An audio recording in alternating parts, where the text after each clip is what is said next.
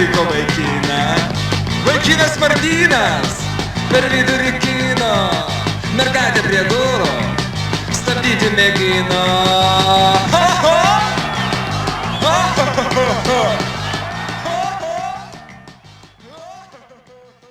Šiame pristatyme aptarsime, kas buvo dainuojanti revoliucija, iš kur kilo jos pavadinimas, taip pat jos eiga Lietuvoje.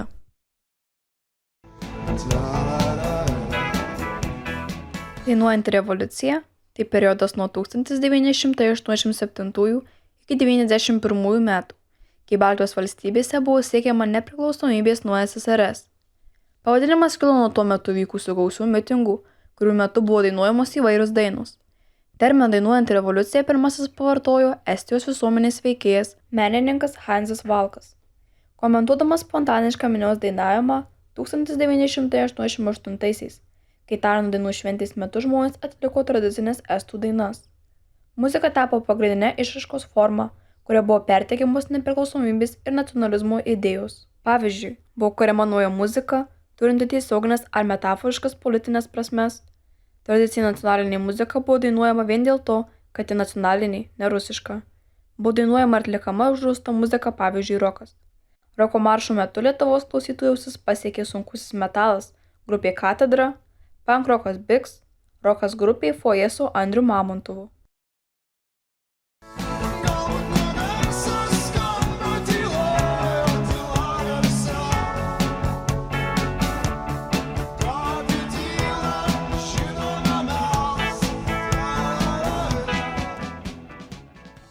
Dainuojančios revoliucijos pradžia Lietuvoje laikomas 1987 metų mitingas prie Adamo Mickevičiaus paminklo Vilniuje.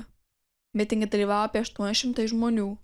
Buvo viešai pasmerktas Molotovo-Ribentropo paktas bei jo slaptieji protokolai. Mitingo metu sakytos kalbos, deklamuotos eilės, giedota tautiška giesmė. Nijolė Sadūnaitė mitinge kalbėjusi pirmoji, kalboje pasmerkė Josefą Staliną ir Adolfą Hitlerį už jų įvykdytus nusikaltimus žmogiškumui, Baltijos valstybių padalijimą ir milijoninės režimų aukas. Robertas Grigas savo kalboje pareiškė, jog Lietuvos prisijungimas prie TSRS nebuvo savanoriškas Lietuvos gyventojų sprendimas. Valdžiai lojali spauda renginį pasmerkė. Pranešimuose buvo pateikiamas mažesnis netikrasis mitingų dalyvių skaičius. Mitingų dalyviai viešai vaizduoti kaip istorijos klastotojai, veltėdžiai arba tarnaujantis vakarų slaptosioms tarnyboms. Nepaisant to mitingo, organizatoriai Michailui Gorbačiovui nusiuntė ironišką laišką, išreikšdami džiaugsmą, kad jų neištrėmė ir neišvaikė mitingų. Aš jūsų balsą per silpnai girdžiu. Halo, halo, ar sveikatos klausiat? Aš sirguliuoju chronišku gripu. Lietuvos persitvarkymo sąjūdis – tai visuomeninis judėjimas, siekęs Lietuvos valstybingumo atkūrimo ir sėkmingai jį įgyvendinęs 1990 metais. Sąjūdžio pradžia paprastai laikomas iniciatyvinės grupės susikūrimas 1988 m. birželio 3 d.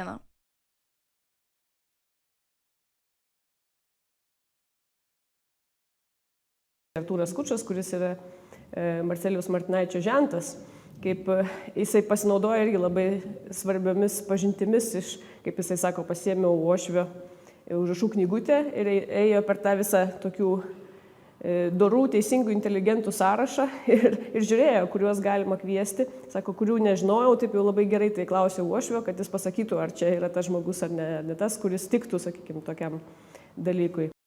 Iniciatyvinę grupę sudarė 35 žymus Lietuvos mokslo ir meno žmonės, taip pat patriotiškų visuomeninių organizacijų vadovai. Prie sąjūdžio sėkmės ypatingai prisidėjo spauda. Sąjūdžio veikloje dalyvavo apie 180 000 žmonių.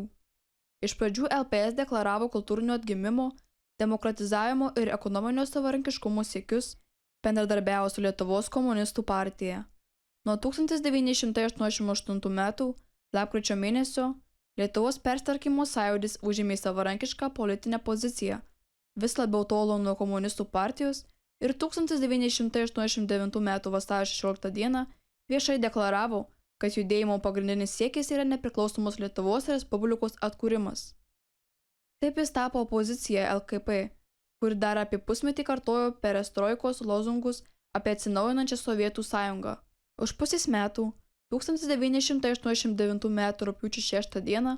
Sąjūdžių atstovai kartu su išeivių atstovais pasirašė Gotlando komunikatą, kuriame teigiama, kad visų pasaulio lietuvių tikslas yra Lietuvos valstybės atkūrimas. 1990 m. vasarį rinkimuose į Lietuvos aukščiausiąją tarybą Sąjūdžio remiami kandidatai gavo 101 mandatą iš 141.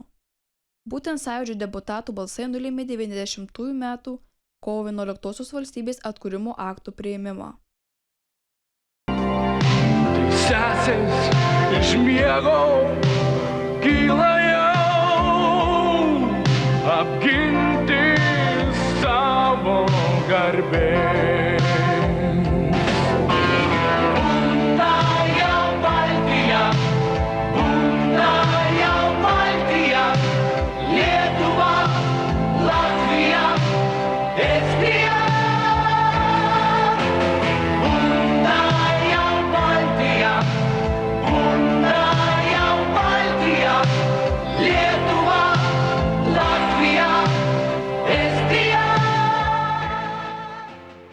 Baltijos kelias – tai apie 650 km ilgio žmonių grandiniai.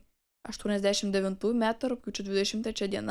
mini 50-asias Molotovo-Ribentropo pakto metines. Sustojusių rankomis susikibusių žmonių grandiniai jungia 3 Baltijos šalių sostinės – Vilnių, Rygą ir Taliną. Šiuo renginiu pareikštas protestas dėl Baltijos šalių neteisėto prijungimo prie Sovietų sąjungos. Baltijos kelią surengė Lietuvos persitvarkymo sąjūdis kartu su Estijos ir Latvijos liaudies frontais. Gal tai bus paskutinė žiema, gal daugiau niekada neatšils ir ta ledinė puiki šypsena išliks ir jau niekada neištils. Paskelbus Lietuvos nepriklausomybę, Sovietų sąjunga nebegalėjo panaikinti Lietuvos priimtų sprendimų, tačiau toliau gąsdino, demonstravo karinę galią ir tikėjusių smurtu sunaikinti laisvės siekį. Lietuvos žmonių laikysena buvo išbandyta 91 sausį, Sovietų sąjungos karinės agresijos prieš Lietuvą dienomis. Tūkstančiai beginklių žmonių stojo prieš tankais ir automatais ginkluotus Sovietų sąjungos desantininkus ir budėjo prie laužų nepriklausomybės aikštėje, kad apgintų savo valstybę. Svarbiausias tų dienų laimėjimas buvo žmonių vienybei pavojaus akivaizdoje. Nemažiau svarbi buvo ryžtinga parlamento laikysena, priešintis ir nepasiduoti. Dar vienas Lietuvos politinis laimėjimas, prie kurio taip pat netiesiogiai prisidėjo sausio 13-osios tragiškiai įvykiai, 1991 m. vasario 9 d.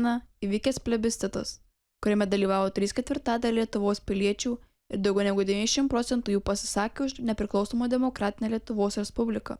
Lietuvos komunistai, siekdami Lietuvoje perversmo, sudarė vadinamąjį Nacionalinio gelbėjimo komitetą. Ši organizacija turėjo užtikrinti, kad Sovietų sąjunga atgautų kontrolę Lietuvoje. Komunistai tikėjosi didelės paramos iš Lietuvos žmonių, nepatenkintų blogėjančią jų ekonominę padėtimi, rusakalbių gyventojų ir kariškių. Tam Lietuvos komunistai pasitelkė propagandą. Dirbtinai kurtas nepalankumas, priešiškumas tarp gyventojų ir sovietinės armijos.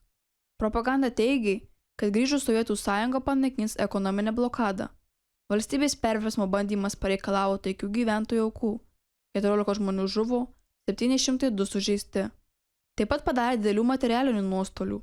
Taikūs gyventojai ir valstybinių įstaigų gynėjai ginklų nenaudojo. Šaudė vien sovietai, o nukentėjo tik taikūs gyventojai.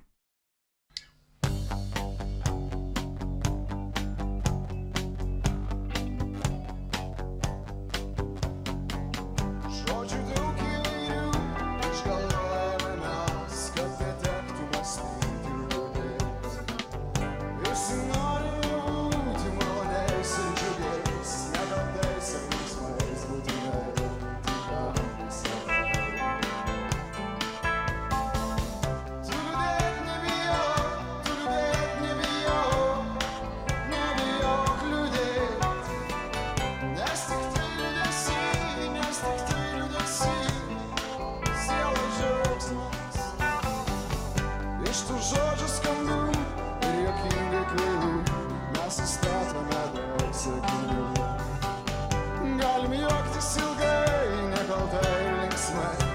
pasibaigia tie sakiniai.